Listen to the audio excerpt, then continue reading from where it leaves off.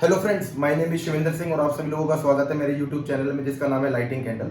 और जैसा कि आपको ऑलरेडी पता है कि हमने एक इलेक्ट्रिकल टेक्नोलॉजी सीरीज स्टार्ट की हुई है, जिसमें अभी हमारा जो करंट टॉपिक है वो है डीसी नेटवर्क थ्योरम्स। और डीसी नेटवर्क थ्योरम्स के ऊपर के अंदर जो आता है delta to star and star to delta transformation, ठीक है, उसके ऊपर अभी हम डिस्कशन कर रहे हैं। मैंने अपने पिछले कुछ वीडियोज़ में, जिनमें पहले एक वीडियो में पूरा थ्योरेटिकल एक्सप्लेनेशन दिया था कि delta to star, star to delta जब हम ट्रांसफॉर्मेशन करते हैं तो ये जो इक्वेशंस है वो इक्वेशंस कैसे डिराइव होती हैं, ये मतलब जो फार्मूलाज हैं वो कैसे निकल के आते हैं, ताकि ऐसा ना लगे कि हम उन्हें केवल सिंपली रट रहे हैं। ऐसा नहीं होना चाहिए कि हमने बस केवल फार्मूला रट लिया, हमें पता लगना चाहिए कि वो फार्मूला कैसे निकल के आ रहा है। क्योंकि basic Ohm's law, resistance in series combination, resistance in parallel combination, इनके बेसिस पे ये फार्मूलाज ड्राइव हो जाते हैं। तो इसलिए हमें रटने की जरूरत नहीं है, हमें एक बार ड्राइव करके जरूर देखना चाहिए। और मैंने पहले भी अपने कुछ वीडियोस डाले हुए हैं ओम्स लॉ के ऊपर, resistance in series combination, parallel combination and all, तो वो आप रेफर कर सकते हैं अगर आपको कोई डिफिकल्टी फील होती है तो। उसके बाद हमने फिर कुछ अपने delta to star, star to delta transformation के ऊपर हमने कुछ एक दो लेक्चर वीडियोस थे जिसके अंदर हमने कुछ एग्जाम्पल प्रॉब्लम सॉल्व की थी। तो और आज ये हमारा एक नेक्स्ट वीडियो है, जिस वीडियो के अंदर हम फिर कुछ दो और प्रॉब्लम लेंगे, जिसमें हम delta to star, star to delta दोनों टाइप के ट्रांसफॉर्मेशन यूज करेंगे और सर्किट्स को सॉल्व करेंगे। ठीक है, जैसा कि मैं अपने हर वीडियो में मैंने पहले ही बताया कि किसी भी DC network theorems, network theorems का मतलब है, जैसे कि मैथमेटिक्स में थ्योरम्स होती हैं कि अगर हम मैथमेटिक्स में जैसे पाइथागोरस थ्योरम, थेल्स थ्योरम और भी कई सारी थ्योरम्स होती हैं, उन थ्योरम्स को यूज करके हम जो कॉम्प्लेक्स मैथमेटिकल प्रॉब्लम्स हैं उनको रिजॉल्व कर सकते हैं, सॉल्व कर सकते हैं इजीली। सेम वे में यहाँ पे हमारी जो डीसी नेटवर्क थ्योरम्स हैं उनकी हेल्प से हम जो हमारे इलेक्ट्रिक सर्किट्स हैं, कॉम्प्लेक्स रेजिस्टेंस नेटवर्क्स हैं, उनको हम सॉल्व कर सकते हैं। और किसी भी इलेक्ट्रिक सर्किट को सॉल्व करने का मतलब होता है कि उस सर्किट के अंदर हर ब्रांच में करंट पता होना चाहिए और हर नोड पे वोल्टेज पता होना चाहिए। अगर हमें किसी भी गिवन इलेक्ट्रिक सर्किट के हर नोड पे वोल्टेज पता है, हर ब्रांच में करंट पता है, तो इसका मतलब है कि वो इलेक्ट्रिक सर्किट हमने सॉल्व कर लिया है। ठीक है, तो अब हम अपना ये वीडियो स्टार्ट करते हैं, जिसके अंदर हम दो एग्जाम्पल प्रॉब्लम्स लेंगे। ठीक है, और मैंने ऑलरेडी यहाँ पे ये फार्मूलाज लिस्ट आउट कर लिए हैं कि अगर हम डेल्टा टू स्टार ट्रांसफॉर्मेशन का, फॉर एग्जांपल अगर हमारे ये डेल्टा नेटवर्क है जिसमें 1 2 3 नोड है, तो अगर हमें कोई भी R12 R23 R31 रेजिस्टेंसेस है, स्टार नेटवर्क में कॉमन टर्मिनल होता है, न्यूट्रल टर्मिनल, और there are 3 resistances R1 R2 R3। तो सिंपल सा फॉर्मूला है कि अगर हमें डेल्टा टू स्टार ट्रांसफॉर्म करना है, तो अगर जैसे डेल्टा टू स्टार में ट्रांसफॉर्म में R1 निकालना है, तो R1 इक्वल टू क्या होगा, तो नोड 1 देखो उनके साथ कौन कौन से रेजिस्टेंसेस लगे हुए हैं। नोड 1 के साथ 1 2 और 3 1 लगे हुए हैं, तो simply multiply the two resistances divided by sum of three resistances. अगर हमें R2 निकालना है तो कौन से दो रेजिस्टेंस लगे हुए हैं, 1 2 and R2, R12 and R23, तो R12 multiplied by R23 divided by summation of the three. R3 अगर हमें निकालना है तो नोड 3 के साथ कौन से दो रेजिस्टेंसेस हैं, R31 into R23 divided by सम। तो सिंपल सा बात है कि अगर हमें कोई भी डेल्टा टू स्टार ट्रांसफॉर्मेशन कर रहे हैं, तो वो स्टार नेटवर्क में जो हम रेजिस्टेंस निकाल रहे हैं, तो जिस नोड के साथ वो रेजिस्टेंस कनेक्टेड है बिटवीन न्यूट्रल एंड नोड, तो हमें ये देखना है कि उस नोड डेल्टा नेटवर्क में उस नोड के साथ कौन से रेजिस्टेंसेस हैं, उनको मल्टीप्लाई करना divided by summation of all the three resistances. तो बहुत सिंपल है।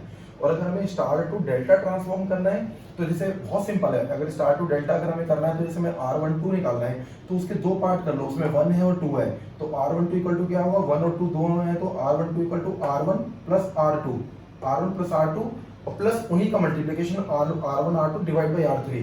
और जो R3 से डिवाइड करना है, केवल वो थर्ड टर्म को डिवाइड करना है, पूरे को डिवाइड नहीं करना। कई बार लोग जो है गलती से क्या करते हैं, R1 plus R2 plus R1 R2 और डिवाइड बाई कंप्लीट को R3 से डिवाइड कर दिया। ऐसा नहीं है, सेम वे में R2 3 है, 2 और 3 आ रहा है, तो R2 plus R3 plus R2 into R3 divide by R1, और केवल R2 R3 को डिवाइड करना है R1 से। Same R31 equal to R3 plus R1 plus R3 R1 divide by R2। और एक स्पेशल केस होता है हमारा ट्रांसफॉर्मेशन में, कि अगर हमारा डेल्टा नेटवर्क में all the three resistances are equal और उनकी जो वैल्यू अगर R डेल्टा है, तो स्टार नेटवर्क में अगर हम कन्वर्ट करते हैं तो स्टार नेटवर्क में R डेल्टा डिवाइड बाय 3 हो जाएगा। और अगर हमारे पास स्टार नेटवर्क के अंदर अगर हमारे पास all the three resistances are equal and their value is equal to R star, तो जब हम डेल्टा में ट्रांसफॉर्म करेंगे तो R delta is equal to 3 times R star हो जाएगा। तो ये हमें याद रखने की जरूरत है, क्योंकि बहुत बार ऐसा होता है, बहुत बार ऐसा होगा कि जो हमें एग्जाम्पल प्रॉब्लम सॉल्व करने को मिलेगी उसमें इक्वल वैल्यूज होंगी। ठीक है, तो इस इक्वल वाले फॉर्मूले को हमें जरूर याद रखना है। ठीक है, तो अब एक काम करते हैं, हम अपना प्रॉब्लम नंबर 1 से स्टार्ट करते हैं। ठीक है, जो हमारा क्वेश्चन 1 है उसमें क्या हमें निकालना है, हमें नोड ए और बी के बीच में इक्विवेलेंट रेजिस्टेंस फाइंड आउट करना है। ठीक है, तो एक बार पहले हम इसको रीड्रॉ कर लेते हैं। यहाँ पे ये हमारा 3 नोड है, हमारे पास में ए है, यहाँ पे हमारे पास बी है और यहाँ पे हमारे पास सी है। और ए और बी के बीच में हमारा यहाँ पे एक 9 ओम का रेजिस्टेंस लगा हुआ है, बी और सी के बीच में हमारे पास यहाँ पे एक 1 ओम का रेजिस्टेंस लगा हुआ है। और ए और सी के बीच में हमारे पास यहाँ पे एक 3/2 ओम का रेजिस्टेंस लगा हुआ है, 1.5 ओम बोल सकते हैं, 3/2, ठीक है। और यहाँ पे हमारा एक पॉइंट डी है, जिसके बीच और डी से हमारा यहाँ एक 6 ओम का रेजिस्टेंस है, बी से डी के बीच में हमारे पास एक 4 ओम का रेजिस्टेंस है, डी से सी के बीच में हमारे पास एक 3 ओम का रेजिस्टेंस है, ठीक है। अब हमें क्या करना है, हमें निकालना है resistance between terminals A and B. It means the resistance as viewed from points A and B. अब अगर हमें ए और बी के बीच में रेजिस्टेंस फाइंड आउट करना है तो सिंपल सी बात है, ए और बी के बीच में रेजिस्टेंस फाइंड आउट करने के लिए हमारे पास एक 9 ओम की ब्रांच होगी, एक हम इसको भी बोल सकते हैं कि 3/2 + 1 ओम। लेकिन जो हमारा पॉइंट है ए और बी के बीच में, लेकिन ये हमारा एक तीसरा टर्मिनल है सी, वहां से भी सर्किट एक्सटेंड हो रहा है। अगर वहां से हमारा सर्किट एक्सटेंड नहीं हो रहा होता तो हम इसे सॉल्व कर सकते थे। या अगर हम ए और डी के बीच में निकालने की कोशिश करें तो ये एक 6 ओम है, ये 3/2 ओम प्लस हम 3 नहीं कह सकते क्योंकि सी नोड से सर्किट एक्सटेंड हो रहा है। हम कभी, जैसे मैंने अपने पिछले वीडियोस में भी हर बार ये एक्सप्लेन किया है कि हम दो नोड के बीच में ही केवल इक्विवेलेंट रेजिस्टेंस निकाल सकते हैं। अगर जो भी सारे रेजिस्टेंसेस उन दो नोड के बीच में आ रहे हैं, अगर किसी भी पॉइंट से कोई भी तीसरी ब्रांच अगर नहीं निकल रही है तो ही हम केवल सीरीज और पैरेलल कॉम्बिनेशन उन ब्रांचेस का कर सकते हैं, अदरवाइज हम नहीं कर सकते। या ए और डी के बीच में अगर ए और डी से सर्किट केवल एक्सटेंड हो रहा होता, सी से नहीं हो रहा होता तो हम कर सकते थे। हम ए और डी के बीच में 6 ओम + 3/2 + 6 ओम इन पैरेलल में 3/2 + 3 हो जाता अगर ये सी नोड एक्सटेंड नहीं हो रहा होता, सी नोड से ब्रांच नहीं आ रही होती, ठीक है। तो ये तो अब हम यहाँ पे अगर ध्यान से देखें तो हमारे पास में एक डेल्टा है, ए सी, ए बी और सी, ए बी सी हमारे पास एक डेल्टा है जिसमें 9 ओम है, 1 ओम है, 3/2 ओम है। यानी कि अगर हम देखें तो हमारा ये ए पॉइंट, ये बी, ए नोड, बी नोड, सी नोड है, इनके बीच में एक तो डेल्टा फॉर्म हो रहा है, ठीक है, एक डेल्टा फॉर्म हो रहा है जिसमें हमारा एक 9 है, ये 1 है और ये 3/2 है, ओके। और ए बी और सी के बीच में क्या है, हमारा एक स्टार फॉर्म हो रहा है जिसमें जो हमारा कॉमन टर्मिनल है वो डी है, जिसको नॉर्मली न्यूट्रल टर्मिनल बोलते हैं। यहाँ पे उस न्यूट्रल टर्मिनल को नाम दिया गया है, this is terminal D, okay. तो ए और डी के बीच में हमारा हो गया 6 ओम और बी और डी के बीच में 4 ओम और सी और डी के बीच में है 3 ओम, ठीक है। तो अब हम क्या कर सकते हैं, अब अगर हम यहाँ पे देखें तो हम अगर इस स्टार नेटवर्क को, अगर हम इस स्टार नेटवर्क को इक्विवेलेंट डेल्टा नेटवर्क में ट्रांसफॉर्म कर लें तो क्या होगा, हमारा ए से बी के बीच में एक रेजिस्टेंस आ जाएगा, बी से सी के बीच में एक रेजिस्टेंस आ जाएगा और ए से सी के बीच में एक रेजिस्टेंस आ जाएगा। और वो रेजिस्टेंस जो होगा, जैसे ए और बी के बीच में जो रेजिस्टेंस आएगा वो सिंपली इस, अगर हम इसको मान लीजिए ए को ऐसे एक्सटेंड कर दें, बी को यहाँ एक्सटेंड कर दें, सी को एक्सटेंड कर दें, तो हमारा क्या होगा, एक रेजिस्टेंस होगा जो हमारा सिंपली ए और बी के बीच में इस 9 ओम के पैरेलल आ जाएगा। ऐसे ही बी और सी के बीच में क्या होगा, यहाँ पे हमारा एक रेजिस्टेंस निकल के आएगा इस स्टार नेटवर्क से जो 1 के पैरेलल आ जाएगा। और सेम वे में हमारा यहाँ से एक रेजिस्टेंस निकल के आएगा जो ए और सी के बीच में आ जाएगा 3/2 ओम के पैरेलल में, ठीक है।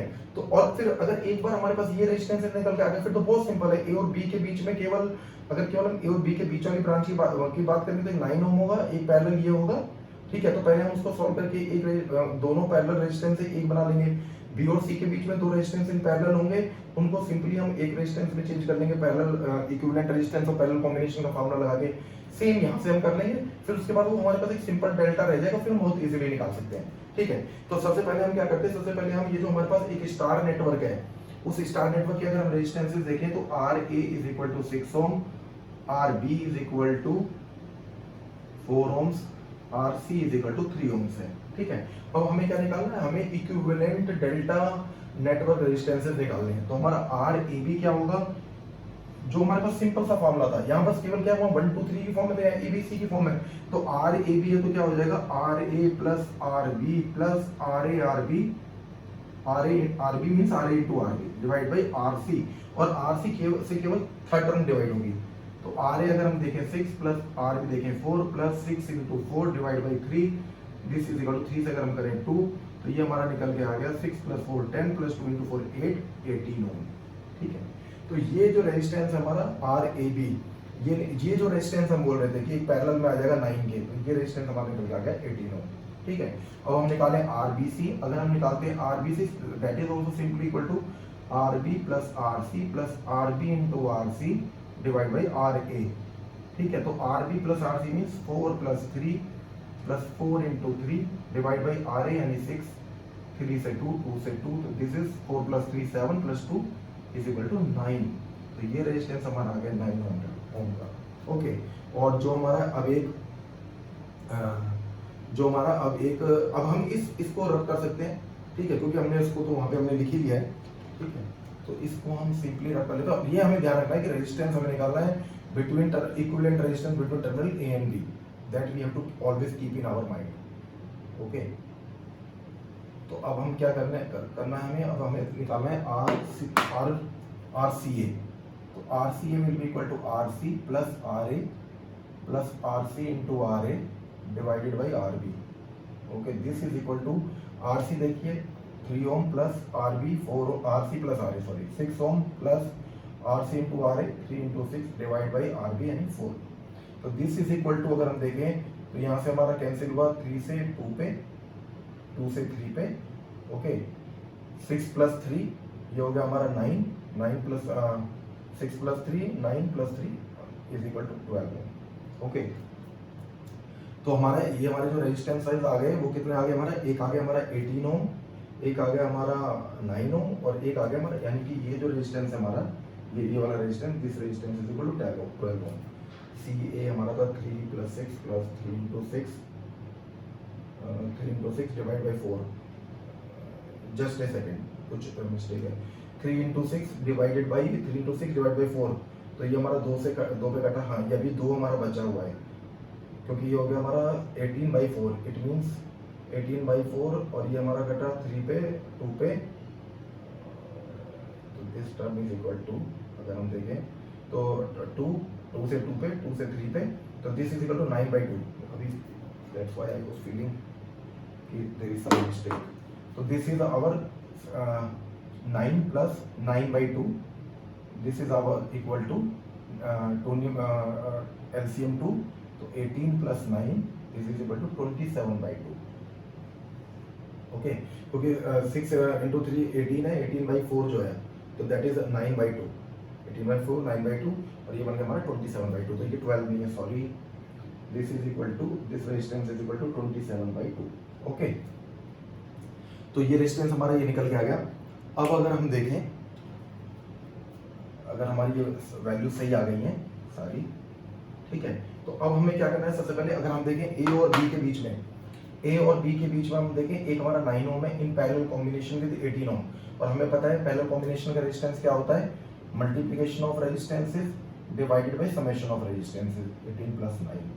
तो this is equal to 18 into 9 divided by 18 plus 9 27, this is 3 से जाएगा 6 पे, दिस इज इक्वल टू 6। तो 18 in parallel combination with 9, this can be replaced with a resistance equal to 6 ohms. Okay, तो हम यहाँ क्या करेंगे, this resistance is equal to 6 ohms. Now between B and C, 1 and 9 in parallel, 1 into 9, therefore this 1 into 9 divided by 1 plus 9, this is equal to 9/10. So we can replace these two resistances with one value only, that value is equal to 9/10. Okay, 9/10. And now we have same way between terminal A and C, we have two resistances in parallel, 3/2 and 27/2. Same formula, multiplication of two resistances divided by summation of two resistances, 3/2 plus 27/2. ठीक है, तो इसको अगर हम करें 27 plus 3, 3/2 plus 27/2 means 30/2. This term only, this term will be equal to 30/2, it means 15. Therefore what we can do, this is 3 into 27 divided by 2 into 2 4 into जो नीचे की टर्म है हमारी वो सॉल्व होकर आ गई 15। तो ये अगर हम करें तो दिस इज इक्वल टू 3 से 5 पे जाएगा हमारा 15, तो this is equal to 27 divided by 20 ohm, 27/5 into 4 20। तो ये जो हमारा 27/20 आया, तो हम इस इक्विवेलेंट 3/2 एंड 27/2 को, इन दोनों रेजिस्टेंसेस को हम रिप्लेस कर सकते हैं विद 27/20।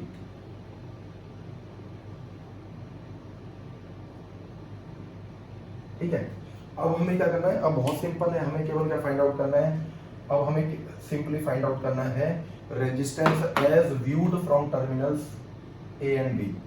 अब हमें निकालना है आर ए बी। अगर अब हम आर ए बी निकालें तो आर ए बी क्या है, यहाँ पे हमारे पास दो ब्रांच है, एक ब्रांच है जिसमें 6 ओम का रेजिस्टेंस है बिटवीन ए एंड बी, और एक दूसरी ब्रांच है जिसमें 27/20 प्लस 9/10 है, और ये दोनों फिर पैरेलल कॉम्बिनेशन में है, ठीक है ना। अब क्या है, हम ए और बी के बीच में ये ब्रांच और इस ब्रांच को ले सकते हैं, क्योंकि सी से कोई सर्किट एक्सटेंड नहीं हो रहा आगे। अगर सी से कोई सर्किट एक्सटेंड हो रहा होता तो फिर हम नहीं कर सकते थे ऐसे, ठीक है। तो अभी हम पहले देखें इस ब्रांच का रेजिस्टेंस, देखें क्या बनेगा। तो इस ब्रांच का रेजिस्टेंस अगर हम देखें तो this is 27/20 plus 9/10 in series combination है, तो this is equal to 20 LCM हमारा आ गया, दिस इज 27 प्लस 10 से करें तो 2 टाइम्स 2 into 9 हो गया 18, तो 27 प्लस 18 हो जाएगा हमारा 45 डिवाइड बाई 20, तो 5 से हम कैंसिल कर सकते हैं, तो 5 से 9 पे 9/4, ठीक है। This term is equal to 9/4। तो ये जो रेजिस्टेंस है हमारा वो बन गया हमारा 5/4। तो अब अगर हम ए और बी के बीच में देखें, सिंपली ए और बी के बीच में अगर हम निकाल लें, तो ए और बी के बीच में एक रेजिस्टेंस रहेगा हमारा 6 ओम का, एक दूसरा रेजिस्टेंस हमारा ए और बी के बीच में निकल के आ गया 9/4 ओम का, ओके। तो now equivalent resistance between terminal A and B क्या है, as viewed from A and B 6 ohm in parallel combination with 6 ohm in parallel combination with 9/4 ohm. और हमें पता है पैरेलल कॉम्बिनेशन का फॉर्मूला क्या होता है, multiplication of two resistances divided by summation of two resistances, 6 plus 9/4, okay. This is equal to, अगर हम देखें तो इसको अगर हम करें 2 से 3 पे जाएगा, ये 2 से 2 पे जाएगा, तो ये बन गया 27/2, 9 into 27/2 divided by this is equal to our, ये हो गया हमारा 24 प्लस 9, है ना, चार्जिंग 24, 24 प्लस में 9 हो गया हमारा 33/4, ओके। तो ये जो, अब हम इसको अगर सॉल्व करें, अगर अब हम इसको सॉल्व करें तो this will be become equal to 27, और ये जो 4 है वो ऊपर चला जाएगा, डिवाइड बाई 2 into 33, तो ये 2 से हमारा जाएगा 2 पे, 3 से अगर हम करें तो 3 से 9 पे, और this will go on 11, this will B 9 into 2 18 divided by 11, therefore this will be 18/11 which is the answer, okay। तो ये हमारा आ जाएगा ए और बी के बीच में 18/11। तो इस क्वेश्चन में देखा कि हमने इस क्वेश्चन में सबसे पहले हमें क्या था, हमें जो भी प्रॉब्लम दी थी, हमें सबसे पहले एक स्टार नेटवर्क को डेल्टा नेटवर्क में कन्वर्ट किया। जैसे हमने डेल्टा नेटवर्क में कन्वर्ट किया तो बहुत सिंपल था, क्योंकि ऑलरेडी एक रेजिस्टेंस था हमारा, एक रेजिस्टेंस बस और पैरेलल में आता चला गया हर ब्रांच में, और हमने उन दोनों पैरेलल रेजिस्टेंस का कॉम्बिनेशन को सॉल्व करके एक रेजिस्टेंस बना दिया। फिर जब हमने ए और बी के बीच में देखा तो एक पाथ में एक रेजिस्टेंस था, और बाकी जो 2 रेजिस्टेंस थे वो सीरीज कॉम्बिनेशन में हो गए। तो सीरीज कॉम्बिनेशन का रेजिस्टेंस निकाला, उसको फिर पैरेलल कॉम्बिनेशन के साथ निकाला, तो उससे हमारा फाइनली सॉल्व होकर हमारा आ गया 18/11, ठीक है। तो इस वाले वीडियो में हमने क्या करा, बाकी दूसरे इस प्रॉब्लम में हमने क्या करा कि हमने स्टार टू डेल्टा ट्रांसफॉर्मेशन भी देखा। ज्यादातर प्रॉब्लम्स में हम क्या देखते हैं, डेल्टा टू स्टार ट्रांसफॉर्मेशन होता है, कि ज्यादातर टाइम सॉल्व करने के लिए हमें डेल्टा टू स्टार कन्वर्जन की जरूरत होती है। इस वाले में हमने स्टार से, इस वाली प्रॉब्लम जैसे कुछ प्रॉब्लम्स में, इस टाइप की प्रॉब्लम में हमें स्टार टू डेल्टा कन्वर्ट करने की भी जरूरत पड़ती है, ठीक है। तो let's now come to problem number 2, okay.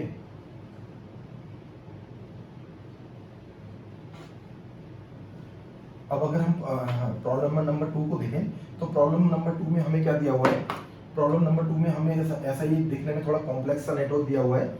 एक हमारा यहाँ पे वोल्टेज सोर्स है, जो हमारा एक इंडिपेंडेंट वोल्टेज सोर्स है 180 वोल्ट का, और यहाँ पे हमारा कोई रेजिस्टेंस का थोड़ा सा कॉम्प्लेक्स सा नेटवर्क दिया हुआ है, और यहाँ पे हमें करंट फाइंड आउट करना है एक 10 ओम रेजिस्टेंस वाली ब्रांच में, ठीक है। अभी करंट कब निकलेगा, ये करंट तब निकलेगा, हमें पता है ओम्स लॉ के हिसाब से V = IR होता है, तो V हमारे पास इक्वल टू 180 वोल्ट है। तो सबसे पहले यहाँ करंट निकालने के लिए तो हमें सबसे पहले टोटल करंट निकालना पड़ेगा, जो हमारा 180 वोल्ट के सोर्स से आ रहा है, और उस टोटल करंट को निकालने के लिए मान लीजिए ये हमारा I है, इसको हम कह देते हैं मान लीजिए I सोर्स, ठीक है। तो हमें यहाँ अगर हम करें V = IS × R इक्विवेलेंट, तो वोल्टेज हो गया हमारा 180 वोल्ट इक्वल टू IS, ये करंट × R इक्विवेलेंट है, जो resistance of the complete network as viewed from the supply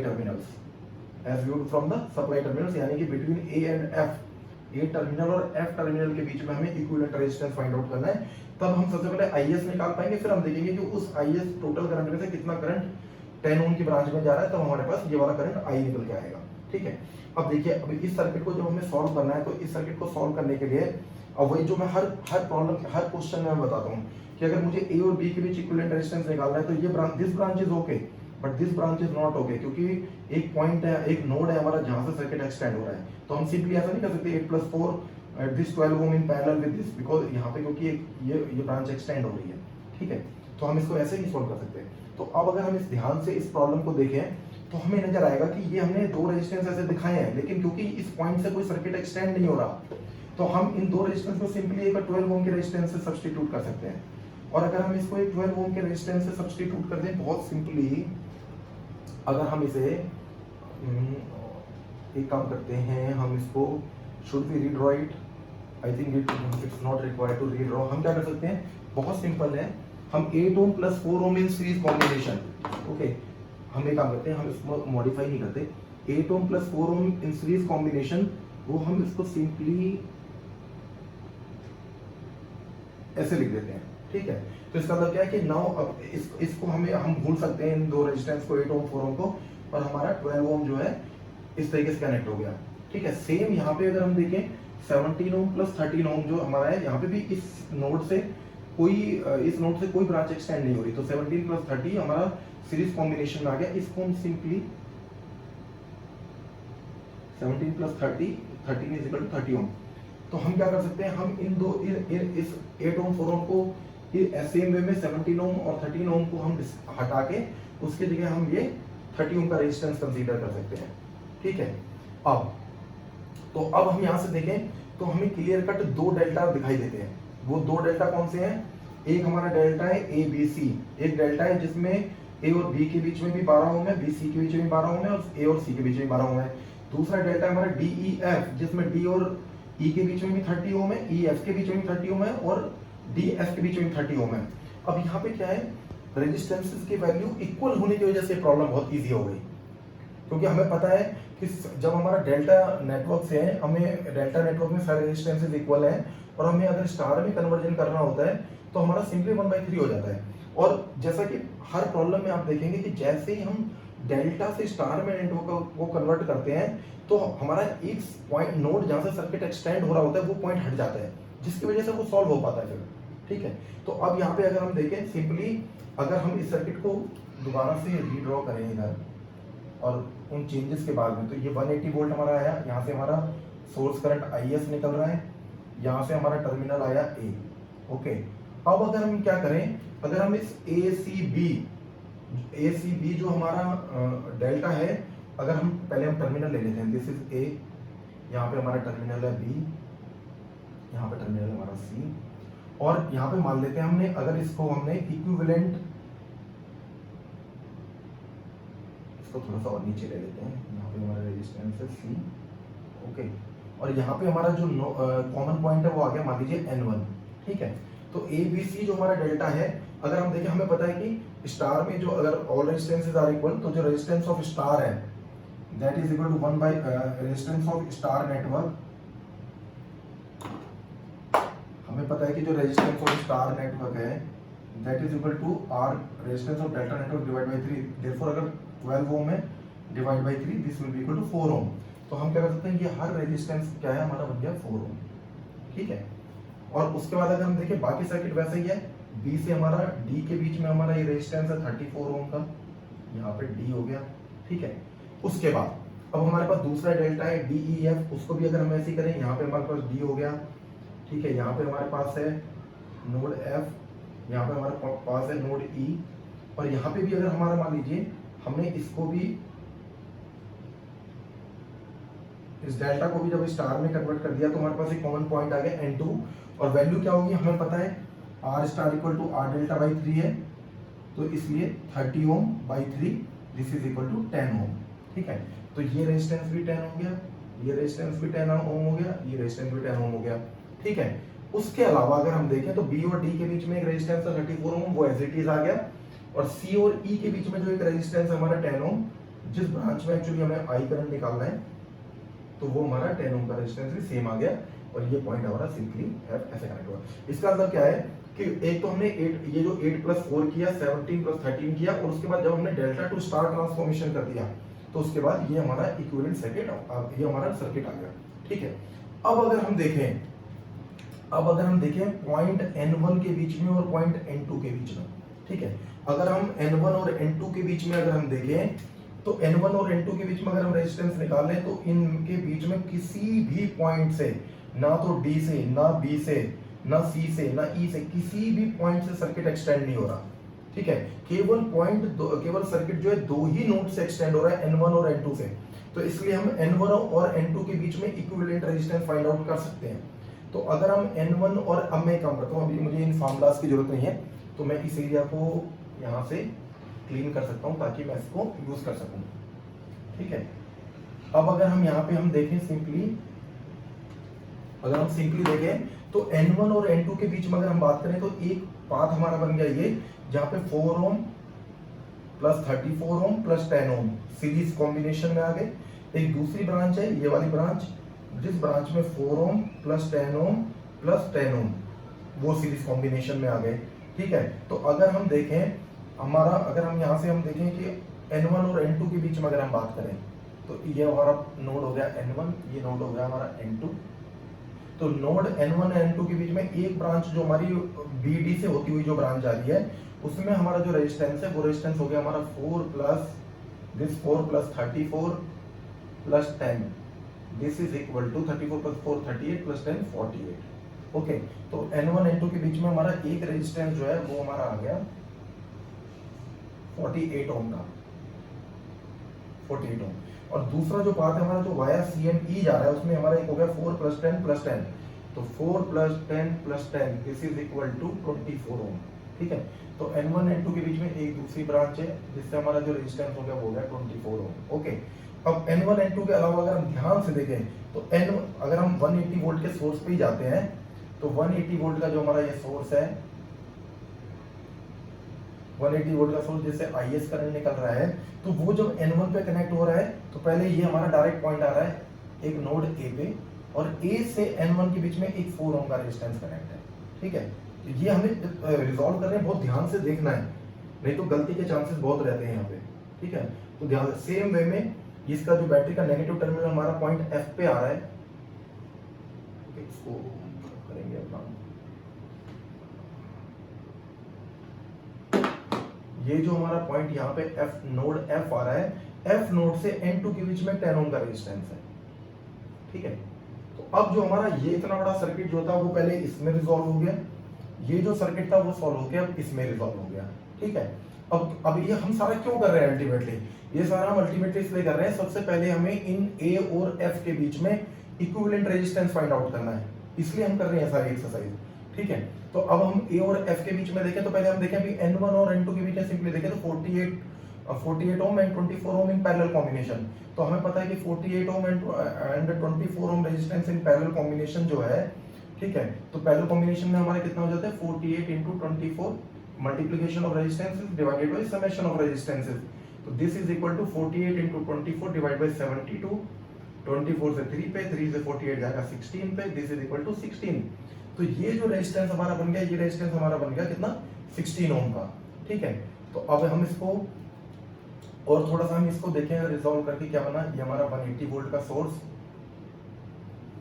ये हमारा नोड A, यहाँ पे 4 ओम का रेजिस्टेंस, यहाँ पे इक्विवेलेंट रेजिस्टेंस जो हमारा आ गया वो आ गया 16 ओम, किसके बीच में, N1 N2 के बीच में, दिस इज 16 ओम।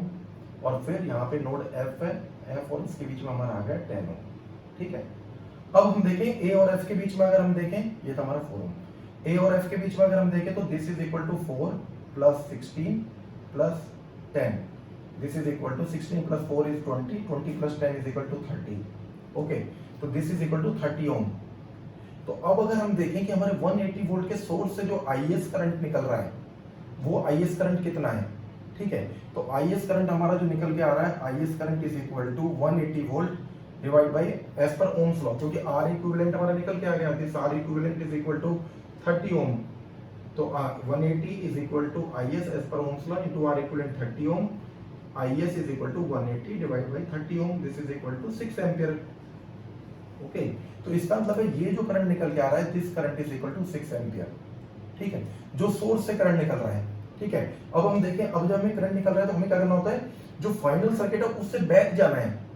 ये हमारा सबसे फाइनल सर्किट आया, यहाँ से हमारा 6 एम्पीयर करंट आया, इसका मतलब ए टर्मिनल जो है, ए टर्मिनल से 6 एम्पियर का करंट सप्लाई से जो करंट आया वो ए टर्मिनल पे गया और ए टर्मिनल से हमारा 6 एम्पियर का करंट जो है स्टार्ट हो गया, जो करंट यहाँ जा रहा है।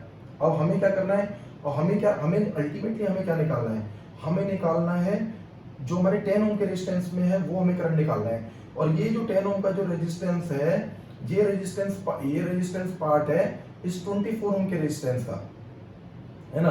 क्योंकि जो ए नोड पे हमारा जो करंट आया वो यहाँ से दो पार्ट में डिवाइड हो रहा है, एक ये 48 वाला पार्ट और एक ये 24 वाला पार्ट, ठीक है। और जो हमारा 10 ओम का रेजिस्टेंस है वो उस 24 ओम रेजिस्टेंस वाले पाथ में है। तो इसका मतलब इस 24 ओम वाले पाथ में जो करंट जा रहा है वो करंट 10 ओम, क्योंकि वो करंट इस 4 ओम से भी जा रहा है, 10 ओम से भी जा रहा है, इस 10 ओम से भी जा रहा है। तो अल्टीमेटली अगर हमें इस 10 ओम के रेजिस्टेंस में ये करंट निकालना है तो हमें अल्टीमेटली इस 24 ओम वाला जो रेजिस्टेंस इसका आया सीरीज कॉम्बिनेशन का, उसमें जो करंट है that is the same current in this 10 ohm resistance. इसलिए ये जो करंट है ये करंट होगा हमारा आई, ठीक है। अब प्रॉब्लम क्या रहेगी, केवल अब प्रॉब्लम ये है कि यहाँ से सप्लाई से हमारा 6 एम्पियर का करंट निकल रहा है और आगे जाके N1 नोड पे जाके ये करंट दो पार्ट में डिवाइड हो जा रहा है। एक पार्ट हमारा 48 ओम का, अगर हम N1 से N2 के बीच में देखें तो एक पार्ट हमारा 48 ओम का है, एक पार्ट हमारा 24 ओम का है। उसके बाद तो N2 पे ये दोनों करंट ऐड हो जा रहे हैं और फिर ऐड होके फिर अल्टीमेटली जो टोटल करंट आगे जाएगा वो 6 एम्पियर जाएगा। अब हमें ये देखना है कि ये जो करंट है, जो हमारा 6 एम्पियर का जो करंट हमारा आया है, वो 6 एम्पियर का करंट इस 24 ओम के रेजिस्टेंस में और 48 ओम के रेजिस्टेंस में कैसे डिवाइड होगा, ठीक है। तो इसके लिए बहुत ही सिंपल सा हमारा करंट डिवाइडर रूल होता है कि अगर मान लीजिए मेरा ये पॉइंट ए है और पॉइंट बी है, जिनके बीच में मेरे दो रेजिस्टेंसेस कनेक्टेड है, एक R1 है एक R2 है, ठीक है। और ये दोनों ए बी जो है वो हमारे सप्लाई के पॉइंट्स हैं। हो सकता है इनके बीच में हमने कोई वोल्टेज सोर्स भी लगा रखा हो, ठीक है। ये बी है, ये सप्लाई का पॉइंट है। तो अब यहाँ से सप्लाई से जो टोटल करंट निकल रहा है वो है सोर्स करंट IS, और वो दो करंट में डिवाइड हो रहा है I1 I2, और बाद में जाके फिर वो कंबाइन होकर फिर दोबारा IS बन जा रहा है। तो अब यहाँ पे क्या है, R1 R2 रेजिस्टेंस में जो हमें करंट डिवाइडर रूल, इसको हम बोलते हैं करंट डिवाइडर रूल, ठीक है। तो करंट डिवाइडर रूल क्या कहता है कि अगर दो पैरेलल रेजिस्टेंसेस लगे हुए हैं और हमें किसी पाथ में करंट निकालना है, जैसे कि R1 वाले रेजिस्टेंस में हमें करंट I1 निकालना है, तो this I1 current will be equal to the resistance the value of the other resistance. यानी अगर हमें I1 निकालना है तो R2, अगर हमें I2 निकालना होगा तो R1। तो I1 में अगर करंट निकालना है तो R2 divided by R1 plus R2, both the resistances multiplied by total current IS। और अगर I2 निकालना है तो R1 अपोजिट होता है, क्योंकि जिस पाथ में रेजिस्टेंस ज्यादा है वहां करंट कम होगा, इसीलिए अगर जिस पाथ में रेजिस्टेंस ज्यादा है तो वो करंट कम होगा। इसलिए जब हम एक ब्रांच में करंट निकालें तो दूसरे रेजिस्टेंस की वैल्यू आएगी ऊपर, R1 divide by R1 plus R2 into IS, ठीक है। तो सेम वे में अगर हम यहाँ देखें, हमारे पास IS is equal to 6 ampere और हमारे पास दो पाथ हैं। एक पाथ में हमारे पास लेट से इस पाथ को हम कह लेते हैं R1 इज इक्वल टू 48 ओम है, R2 इज इक्वल टू 24 ओम है। और हमारा पर्पस क्या है, हमारा पर्पस है कि हमें 24 ओम वाले में करंट निकालना है, मतलब R2 वाले में करंट निकालना है I। तो ये जो करंट I है वो अगर हम इससे कंपेयर करें तो वो एक्चुअली I2 है। This will be equal to R1 divided by R1 plus R2 multiplied by IS, ठीक है। तो R1 हमारा कितना है, R1 हमारा है यहाँ पे अगर हम देखें तो R1 हमारा 48 divided by R1 plus R2 यानी 48 प्लस 24 इंटू IS है हमारा इक्वल टू 6 एम्पियर, ठीक है। तो अब मैं इसको यहाँ सॉल्व करता हूँ, ठीक है। तो फॉर्मूला हमने निकाल दिया, तो मैं इसको यहाँ सॉल्व करने के लिए यहाँ पे जगह बनाता हूँ, ओके। तो दिस इज इक्वल टू, अगर हम देखें 48 divide by 48 plus 24 is 72 multiplied by 6, 24 से काटे तो ये जाएगा 2 पे, ये जाएगा 3 पे, 3 से इसको काटे तो जाएगा 2 पे, तो 2 into 2 this is equal to 4 ampere. तो अल्टीमेटली हमारा 4 एम्पियर करंट जा रहा है इस 24 ओम में। और ये 24 ओम का क्या है, ये 24 ओम, ये 4 ओम है, ये 10 ओम है और ये 10 ओम है। इसका मतलब है कि इस 4 ओम में भी 4 एम्पियर करंट है, 10 ओम में भी 4 एम्पियर करंट है, क्योंकि सीरीज में तो सेम करंट रहेगा, इसमें भी 4 एम्पियर करंट है। यहाँ से 4 एम्पियर जा रहा है और इस 6 एम्पियर में से बचा हुआ करंट जो 2 एम्पियर, अगर मान लीजिए क्वेश्चन में पूछता है कि 34 ओम के थ्रू बताओ क्या करंट जाएगा, तो हमें पता है 6 एम्पियर में से 4 एम्पियर हमारा इधर चला गया और 48 ओम वाले में 2 एम्पियर चला गया। और जो 48 ओम है वो कहाँ से आया, वो इस 4 ओम से 34 ओम से 10 ओम से मिलकर आया, तो इस पूरी ब्रांच में 2 एम्पेयर करंट है, तो इस 4 ओम में भी 2 एम्पेयर करंट है, 34 ओम में भी 2 एम्पेयर करंट है। तो इसी में हमारा एक क्वेश्चन और हो सकता था, मान लो ये I है, let's say this current is हमारा this current is let's say I3, तो I3 निकालो, यानी 34 ओम है, फाइंड I3। तो इसका आंसर क्या हो जाएगा, I3 will be equal to 2 ampere.